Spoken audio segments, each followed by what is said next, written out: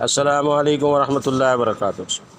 نحمدہ ونصلی ونسلم علی رسول الکریم۔ فرمایا جو شخص نرم مزاج ہوتا ہے اس کو دنیا آخرت کی خوبیاں ملتی ہے، اور اپنے رشتے ناتے والوں سے اچھا سلوک کرنے اور اپنے پڑوسیوں سے میل جول رکھنے اور عام طور پر لوگوں سے خوش خلقی برتنے سے ملک سرسبز اور آباد ہوتے ہیں۔ ایسا کرنے والوں کی عمریں بڑھتی ہیں۔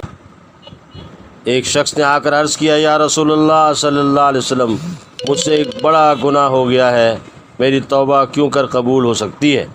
آپ علیہ السلام نے پوچھا، تیری ماں زندہ ہے؟ اس نے کہا نہیں۔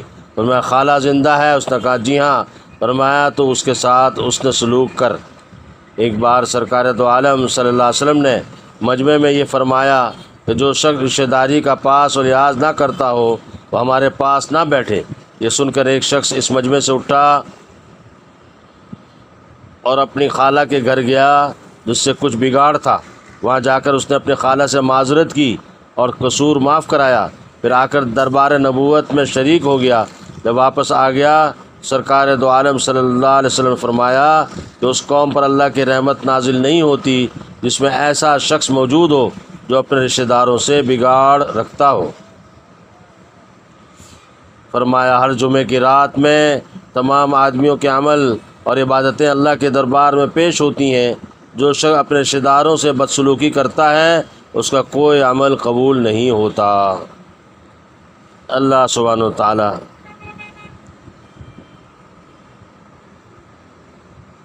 ہمیں صلہ رحمی کی توفیق نصیب فرمائے، آمین آمین آمین۔ رسول پاک صلی اللہ علیہ وسلم فرماتے ہیں، جو یہ چاہتا ہے کہ اس کی عمر بڑھے، اس کے رزق میں کشادگی ہو، وہ بری موت نہ مرے، اس کو لازم ہے کہ وہ اللہ سے ڈرتا رہے، اپنے رشتے ناتے والوں سے سلوک کرتا رہے۔ جو شخص صدقہ دیتا رہتا ہے اور اپنے رشتے ناتے والوں سے سلوک کرتا رہتا ہے اس کی عمر کو اللہ دراز کرتا ہے، اس کو بری طرح مرنے سے بچاتا ہے اور اس کی مصیبتوں اور آفتوں کو دور کرتا رہتا ہے۔ بخاری شریف میں رحم خدا کی رحمت کی ایک شاخ ہے، اس سے اللہ نے فرما دیا ہے، جو مجھ سے رشتہ جوڑ لے گا، جو تجھ سے رشتہ جوڑ لے گا اس سے میں بھی رشتہ ملاؤں گا، جو تیرے رشتے کو توڑ دے گا اس کے رشتے کو میں بھی توڑ دوں گا۔ بخاری شریف۔ فرمایا اللہ کی رحمت اس قوم پر نازل نہیں ہوتی جس میں ایسا شخص موجود ہو جو اپنے رشتے ناتوں کو توڑتا ہو۔ بغاوت اور خطا رحمی سے بڑھ کر کوئی گناہ اس کا مستوجب نہیں کہ اس کی سزا دنیا ہی میں فوراً دی جائے اور آخرت میں بھی اس پر عذاب ہو۔ فرمایا جنت میں وہ شخص گھسنے نہ پائے گا جو اپنے رشتے ناتوں کو توڑتا ہو۔ بخاری و مسلم۔ اللہ سبحانہ و تعالی آپ علیہ السلام کے ارشادات پر عمل کی توفیق نصیب فرمائے، آمین آمین آمین۔ ہمارے آقا حضور اکرم صلی اللہ علیہ وسلم نے فرمایا ہے کہ صلہ رحمی سے محبت بڑھتی ہے، مال بڑھتا ہے، عمر بڑھتی ہے، رزق میں کشادگی ہوتی ہے، آدمی بری موت نہیں مرتا، اس کی مصیبتیں آفتیں ٹلتی رہتی ہیں، ملک کی آبادی سرسبزی بڑھتی ہے، گناہ معاف کیے جاتے ہیں، نیکیاں قبول کی جاتی ہیں، جنت میں جانے کا استحقاق حاصل ہوتا ہے۔ صلہ رحمی کرنے والے سے اللہ اپنا رشتہ جوڑتا ہے۔ جس قوم میں صلہ رحمی کرنے والے ہوتے ہیں اس قوم پر اللہ کی رحمت نازل ہوتی ہے۔ رسول اللہ صلی اللہ علیہ وسلم نے ارشاد فرمایا، تم اپنے نسبوں کو سیکھو تاکہ اپنے رشتہ داروں کو پہچان کر ان سے صلہ رحمی کر سکو۔ فرمایا صلہ رحمی کرنے سے محبت بڑھتی ہے، مال بڑھتا ہے، موت کا وقت پیچھے ہٹ جاتا ہے، یعنی عمر میں برکت ہوتی ہے۔ ترمذی شریف۔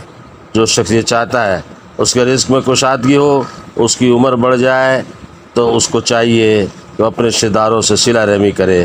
بخاری و مسلم۔ اللہ سبحانہ و تعالی سرکار دو عالم صلی اللہ علیہ وسلم کی مبارک ارشادات پر عمل کی توفیق نصیب فرمائے، آمین آمین آمین۔ انس رضی اللہ تعالی عنہ کا بیان ہے، حضور صلی اللہ علیہ وسلم نے اپنے صحابہ سے ارشاد فرمایا، جب جنت کے باغیچوں پر گزرو تو کھایا پیا کرو۔ صحابہ رضی اللہ عنہم نے عرض کیا جنت کے باغیچے کون سے ہیں؟ آپ علیہ السلام نے فرمایا ذکر کی مجلسیں۔ چنانچہ فائدے میں لکھتے ہیں علماء اکرام کھانے پینے کا مطلب یہ ہے ان باغیچوں میں جا کر باغیچوں والوں کے عمل میں شریک ہو جاؤ، یعنی ذکر کرنے لگا کرو۔ حضرت معاویہ رضی اللہ تعالیٰ عنہ فرماتے ہیں ایک دفعہ رسول خدا صلی اللہ علیہ وسلم اپنے صحابہ کی ایک جماعت کے پاس تشریف لائے جو بیٹھے ہوئے تھے۔ آپ نے ان سے دریافت فرمایا تم کو یہاں کس چیز نے بٹھا رکھا ہے؟ صحابہ نے عرض کیا ہم بیٹھے ہوئے خدا کا ذکر کر رہے ہیں، اس کی حمد کر رہے ہیں کہ اس نے ہم کو اسلام کی ہدایت دی اور اس کی وجہ سے ہم پر احسان کیا۔ آپ نے فرمایا خدا کی قسم کیا تم کو صرف اسی چیز نے بٹھا رکھا ہے؟ صحابہ رضی اللہ عنہم نے عرض کیا خدا کی قسم ہم کو صرف اسی چیز نے بٹھا رکھا ہے۔ آپ علیہ السلام نے فرمایا خوب سمجھ لو میں نے تم کو جھوٹا سمجھ کر قسم نہیں کھلائی، لیکن بات دراصل یہ ہے کہ ابھی میرے پاس جبرائیل علیہ السلام آئے تھے اور مجھ کو یہ بتا گئے اللہ عز و جل اللہ سبحانہ وتعالیٰ فرشتوں کے سامنے تم کو فخراً پیش فرما رہے ہیں۔ مسلم شریف۔ اللہ سبحانہ وتعالیٰ ہمیں کثرت ذکر کی، شکر کی اور ایسی مجالس کی قدردانی کی توفیق نصیب فرمائے، اور اللہ تعالیٰ ایسی مجلسوں میں شرکت کی ہمیں توفیق نصیب فرمائے۔ آمین آمین آمین۔ وآخر دعوانا الحمد للہ رب العالمین۔ السلام علیکم ورحمۃ اللہ وبرکاتہ۔